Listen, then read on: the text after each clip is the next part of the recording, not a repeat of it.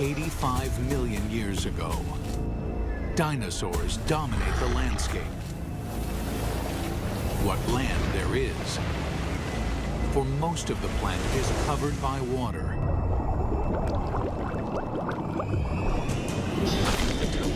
These vast oceans are a cauldron of violence, a world much more dangerous than the land above. This is the brutal world where an ultimate predator is born and bred. This mosasaur was the most dangerous creature in the most dangerous ocean ever. It's 45 feet long. It's the size of a Greyhound bus.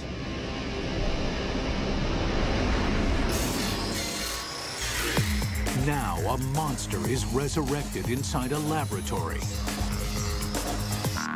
and its killing secrets revealed. This is a mosasaur, and this is a mega beast.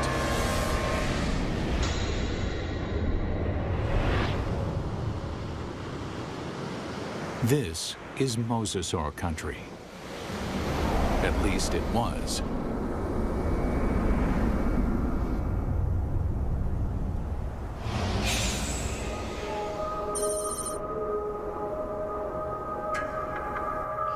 Where I'm standing would have been the bottom of the western interior sea about 85 million years ago.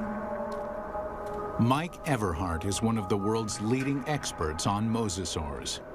The horizon would have been ocean for as far as you could see. The seaway stretched for hundreds of miles from where we're standing.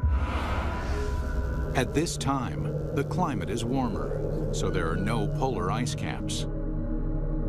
Sea levels rise until well over 80% of the planet is covered with ocean. The center of North America was covered with water from Nevada to Missouri, from the Gulf of Mexico on up past the Arctic Circle. The floor of this ocean, known today as the Kansas Chalk, was created by billions and billions of nanofossils, the shells of tiny plankton that drifted down and were deposited on the seabed. What we're looking at here is literally hundreds of thousands of years of deposition on the sea bottom of the western interior sea. What we see back here is roughly an inch per 700 years to build up that much chalk. So there's untold billions of these animals there. And entombed in this chalk are giant fossils of mosasaur. In the late 1830s, the bones of the beast are first uncovered in North America.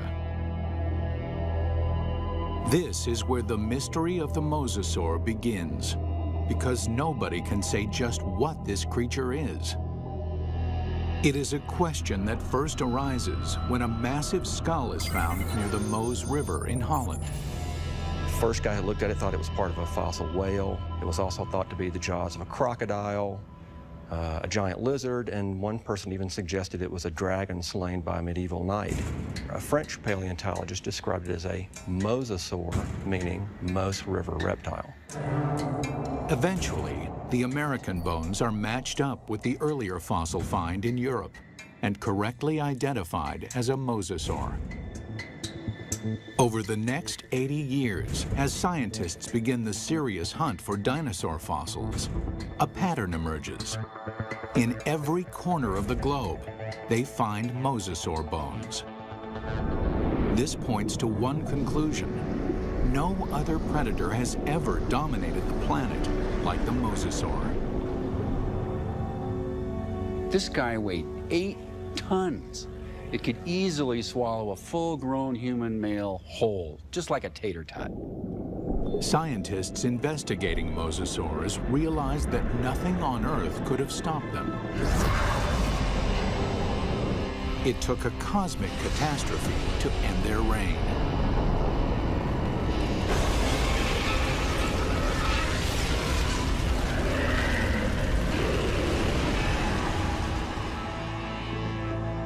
As scientists explore mosasaur evolution, their investigation yields a startling revelation. The ocean's top predator came from the land.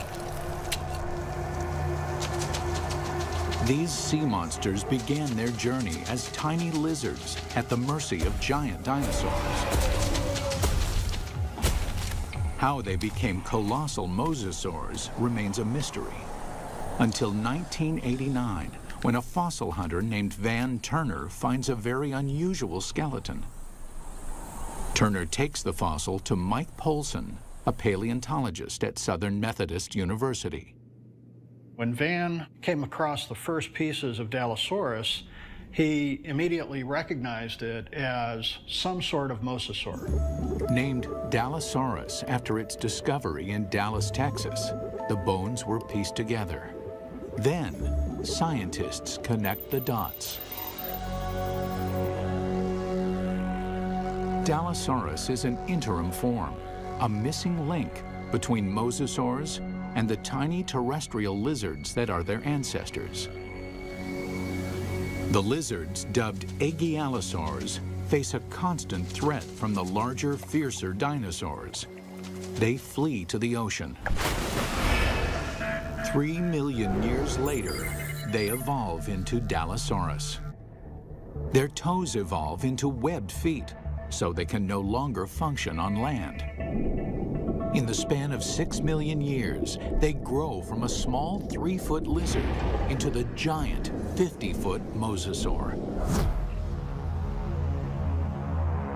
The mosasaur's development demonstrates that even in evolution, timing is everything.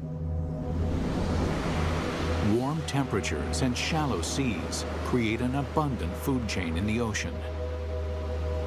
This is a perfect environment for animals to take to the water. But these life-giving seas can quickly turn deadly, even for mosasaurs. The competition is everywhere. Everything in the oceans then would have looked very strange to us today. All the fish seemed to have been armed with mouthfuls of teeth. It seemed like everything in that ocean was a predator and just built for killing things. Like Zephactinus, a bony fish that is armed with a mouth full of long, needle-like teeth. The plesiosaurs are marine reptiles and top predators for over 100 million years. They come in 2 lethal varieties. One deals death through speed and agility. The other is a behemoth, so mammoth, nothing dares challenge it. And of course, there are the sharks. These predators were around 100 million years before dinosaurs had ever roamed the earth. This is a tooth from a large shark that lived during this time, during the age of mosasaurs swam in this ocean. It's from a shark called Critoxorana mantelli, the Ginsu shark. And I called it that specifically because it's sliced and diced. The Ginsu is a giant shark. Reaching a length of 25 feet, it dwarfs any modern great white. This shark was literally able to bite through bone. We know that because we find pieces of mosasaur that have literally been severed from the bodies, swallowed, partially digested, and then regurgitated again. To survive, mosasaur had to change its land-based behavior, tearing out a place for itself at the very top of the food chain. But what allowed this creature to evolve into such a relentless killer? It's all in the bite. You'd probably be in shock after a bite like this.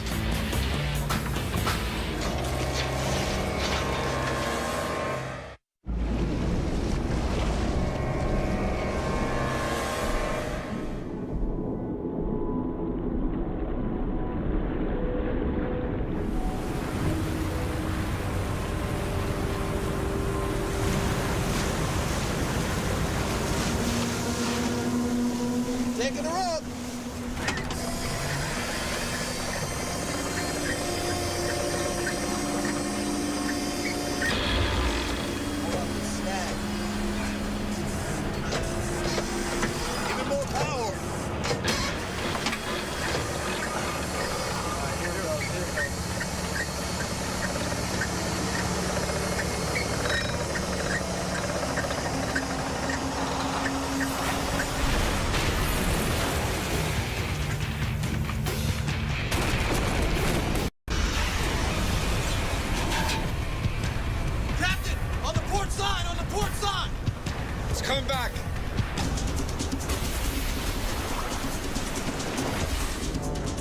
We humans got lucky.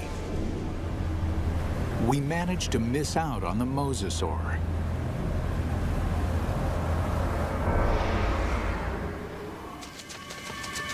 "95 million years ago, it is just a small lizard forced to flee into the ocean.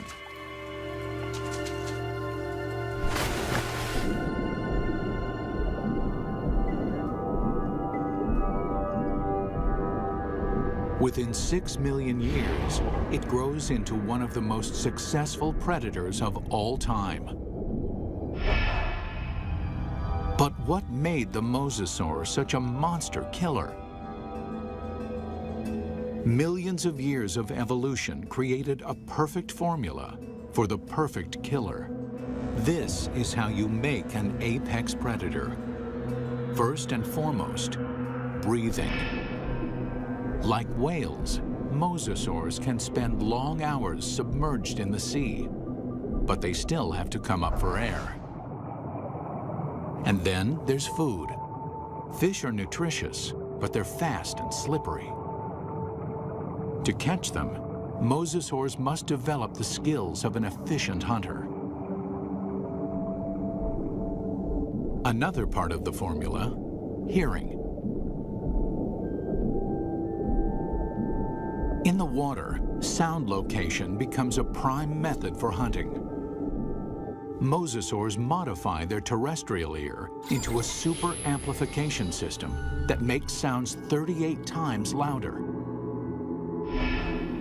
In his studies of the mosasaur, paleontologist Dr. James Lamb has been able to reconstruct the creature's hearing mechanism. This little piece fits in this pit and moves back and forth. And then this piece fits here, and a small movement in this first piece creates a large movement in this one. So it's a system that's finely tuned for conducting sound through water.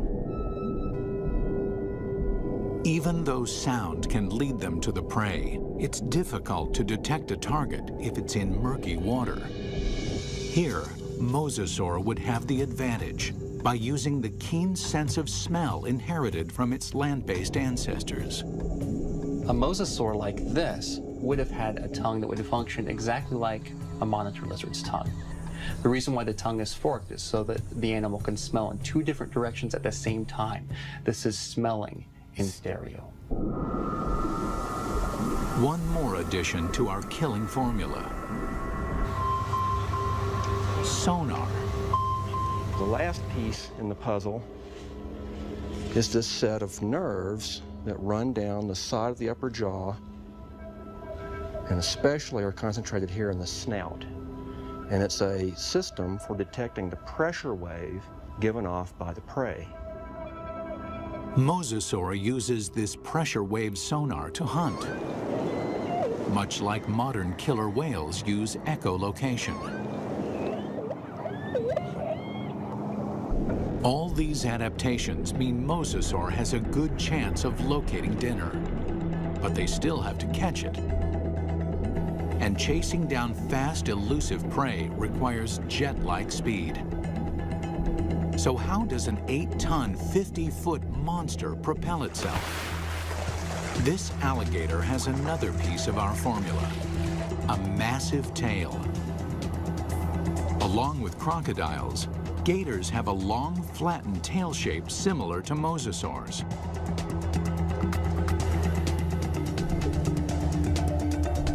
They use the whip-like action of their tails to move quickly through the water. One of the things you notice, first off, when you look at a mosasaur, is fully half the length is the tail. Mosasaurs retain their terrestrial lizard shape, except for the tail, which evolves from a round, snake-like shape into a wide, flat paddle. If you look at the vertebra on the tail, they have expanded bony struts top and bottom for the swimming organ that helps them swim. Using modern gators and crocs as a comparison, scientists estimate a mosasaur can reach a top speed of 30 miles an hour.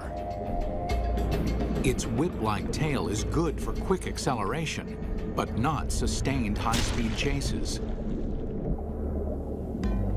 Fish are built to swim fast and far. Mosasaurs won't win a marathon, so they have to strike quickly.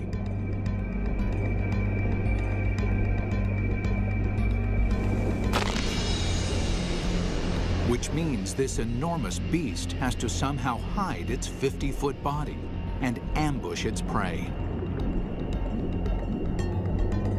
Imagine that this animal is sitting on the bottom, takes a deep breath, it just waits there for something to swim by, close enough that it can get that sustained burst of speed to go out and catch it. Speed and surprise are two critical elements. But mosasaurs also need agility. That's where the paddles come in. They propel themselves with the tail, they steer with the paddles. These paddles are short and strong, allowing this long lizard to corner on a dime.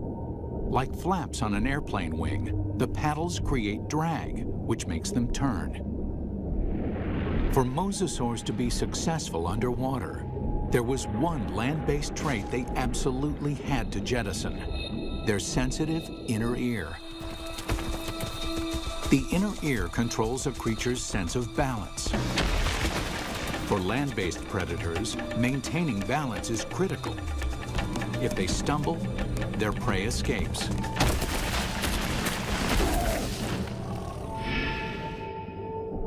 But in water, animals move in every direction, like a gyroscope.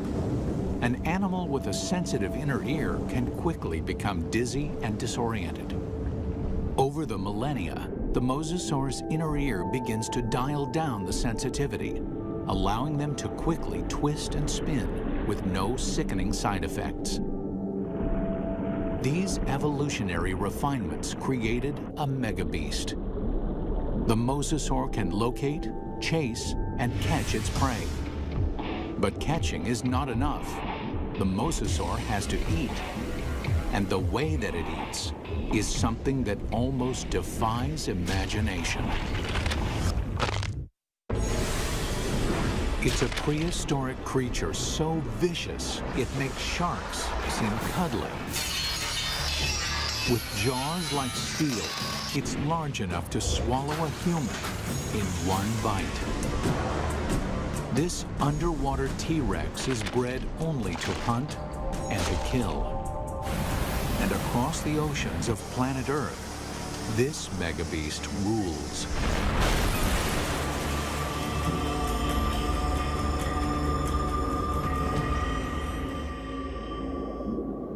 But 95 million years ago, mosasaurs had some serious competition from a familiar denizen of the deep, the shark.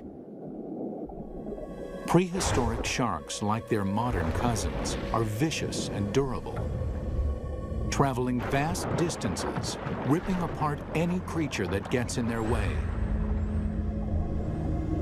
Sharks had been around for over 250 million years when mosasaurs evolved onto the scene. At that time, the largest, fiercest shark in the water was the giant Ginsu shark. The Ginsu would have, of course, looked very much like a modern great white, a very big, heavy-bodied shark. At a length of 25 feet, the aptly named Ginsus are over 10 feet longer than a typical great white. With mosasaurs and Ginsus hunting in the same waters, one thing is certain: there will be blood. There was quite a competitive relationship going on when the big sharks and the mosasaurs were running into each other frequently. And at least at first, the mosasaurs were losing a lot. There's definite evidence that sharks attack mosasaurs. You can see right here that there are clear bite marks from the arc of the mouth of a shark that was attacking. These big sharks carved up a lot of mosasaurs. So we find shed teeth, we find bones that are severed during this time.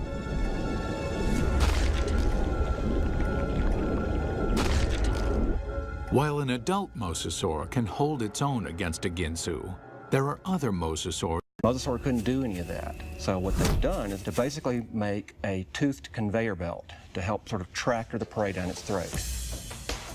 You can look at mosasaur fossils, and you can look at modern analogs that have a skull that works in a broadly analogous way. But sometimes building a model tells you something you just can't find out any other way.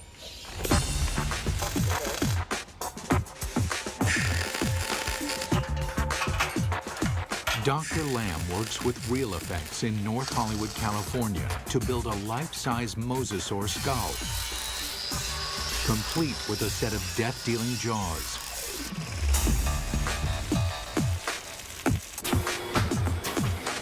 The massive steel jaws are powered by pneumatics instead of muscles and ligaments. Never thought I'd see a steel mosasaur skull, but this is very cool looking. We've got 3 pneumatics. We've got 2 operators to run it, and we've reduced it to 3 basic motions. One set of pneumatics opens and closes the jaws. One set moves it backwards and forwards.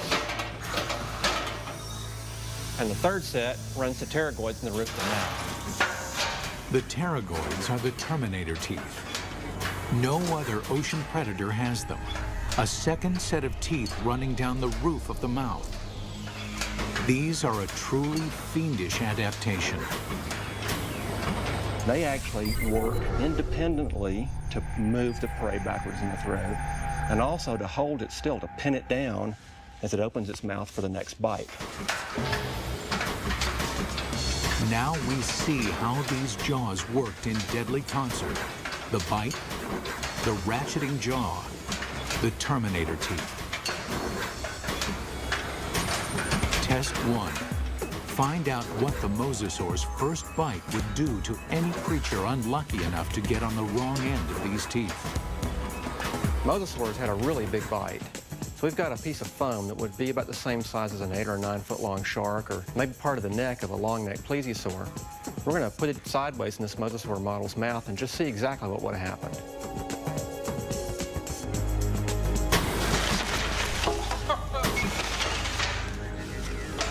Well, that's going to leave a mark, isn't it? That's a broken neck. I'm pretty convinced that this thing would have probably killed something with the first bite. First time it bit down and ratcheted back like that, the thing's neck is broken. Test 2. Measure the capacity of its bite.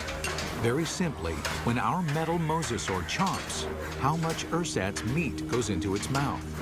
We've got this piece of foam with 4-inch squares painted on it. We're going to feed it to this mosasaur and see how much with each bite this thing would have dragged its prey down its throat.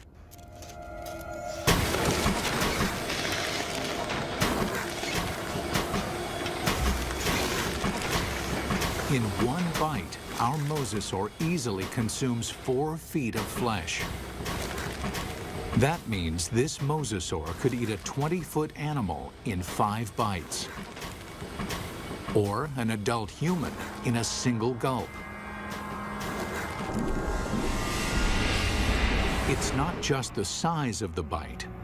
Inside the mouth, the teeth are virtual meat hooks. Dr. Lamb demonstrates with a hunk of ballistics gel, which is similar in consistency to human flesh. If you put a piece of meat in the mouth, it can't move out because the tips of the teeth grab it like a fish hook. So we're just going to see if we can put this up here on these teeth. You can't come out this way because you're caught on these teeth. The only way you can really go is further into the mouth, which is really not the direction you want to be going. And let's just see what happens here.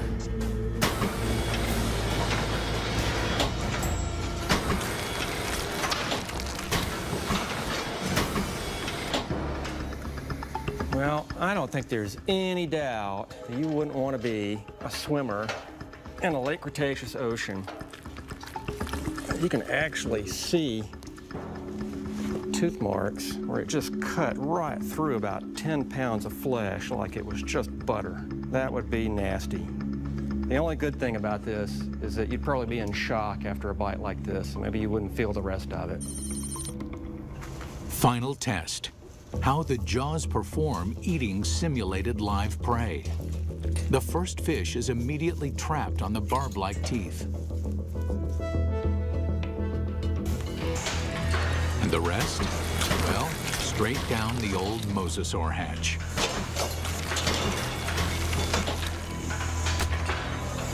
In 20 seconds, our captive mosasaur can eat 500 pounds of fish. Why? It doesn't bother to chew them.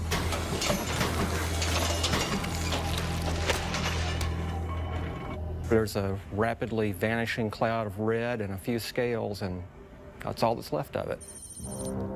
For dessert, they test an item that mosasaur never had the opportunity to eat.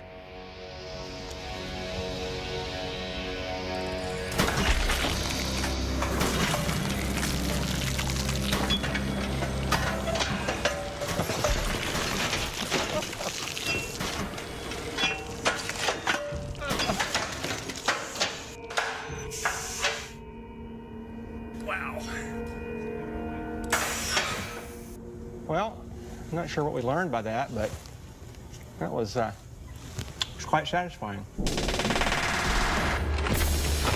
It's abundantly clear why mosasaur is the ultimate success story of evolution, growing from a 3-foot lizard into an alpha predator. Although this megabeast drove all its enemies into extinction, fossil evidence suggests another enemy took their place. And this enemy is something the mosasaur has never seen before.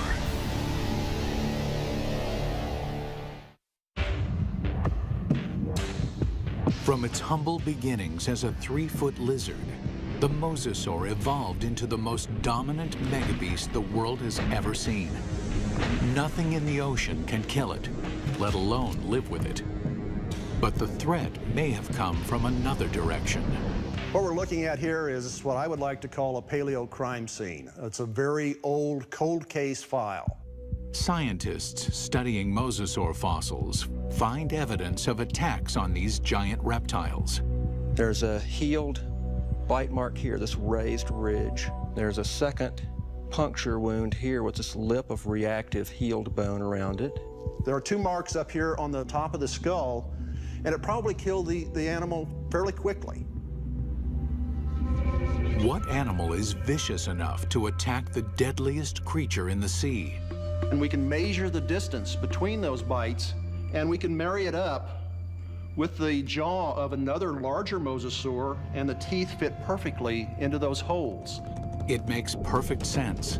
The only thing mosasaur had to fear may have been mosasaur itself.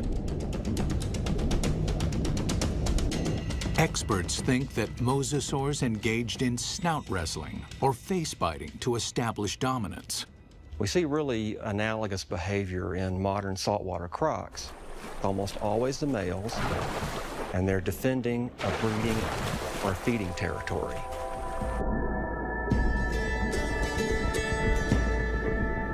A mosasaur battle unfolds like a bizarre undersea ballet.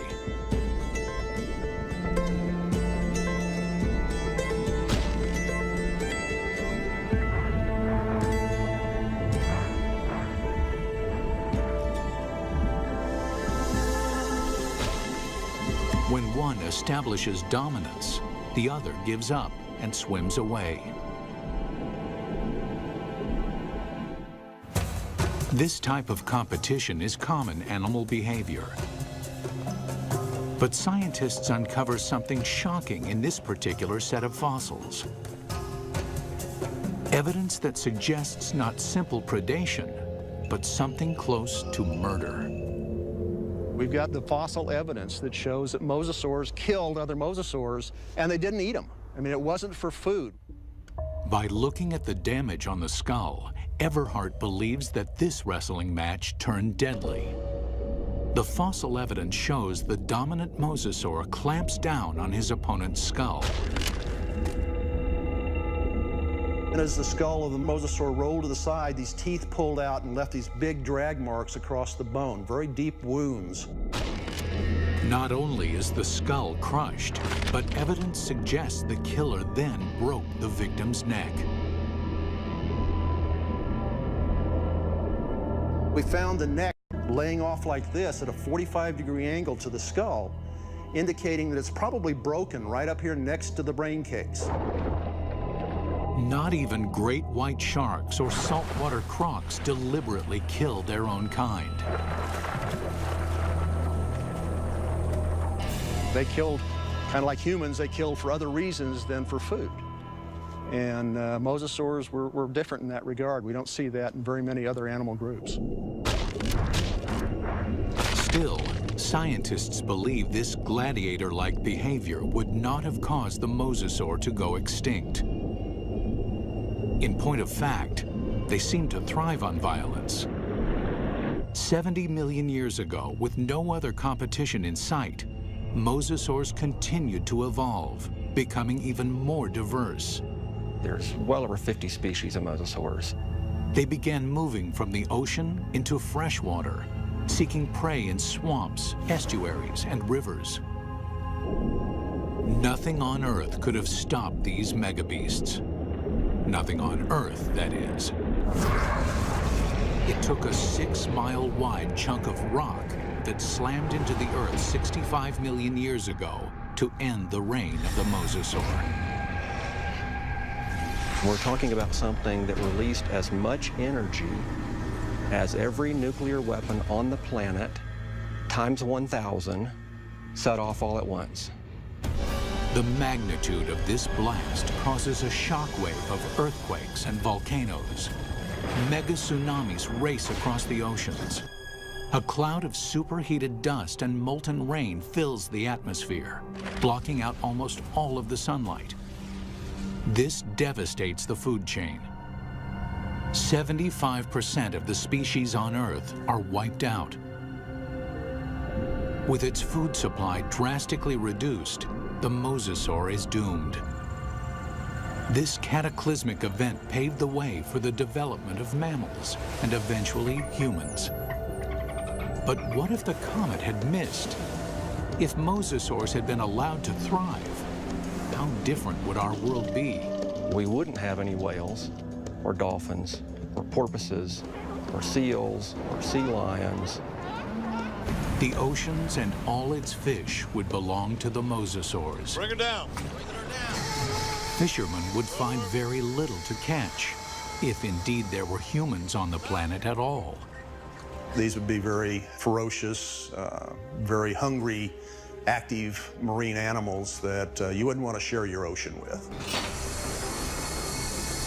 It's fascinating and frightening to contemplate what might have been had these megabeasts survived.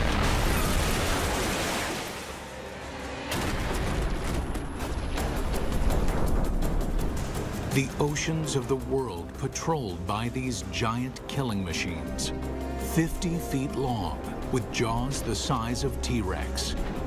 Always hungry, always waiting, just offshore.